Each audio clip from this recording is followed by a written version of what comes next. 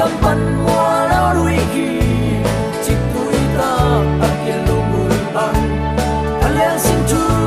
có sắc dây là đúng tại sao in mùi buồn xa cô ô tàu qua đã biang mốc su đã min phát nuam dung dung mê muốn đang đi tul khát ôm sang in đi khát ôm nuam dơ san ai lo ai biết xin te phong khia đi in nan lao khan ka oi dai la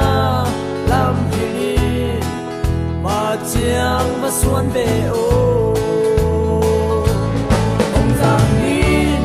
ông te có na de bang in a hi te tom na sung ya in kong kip ya hi cầm bắn hoa đó lùi khi chỉ tuổi ta bắt tiền lông bờ băng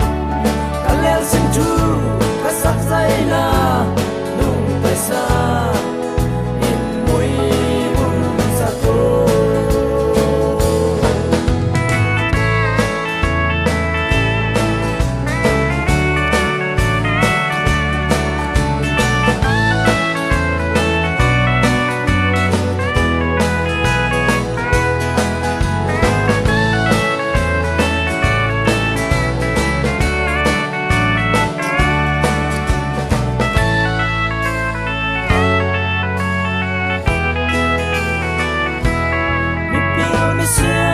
subscribe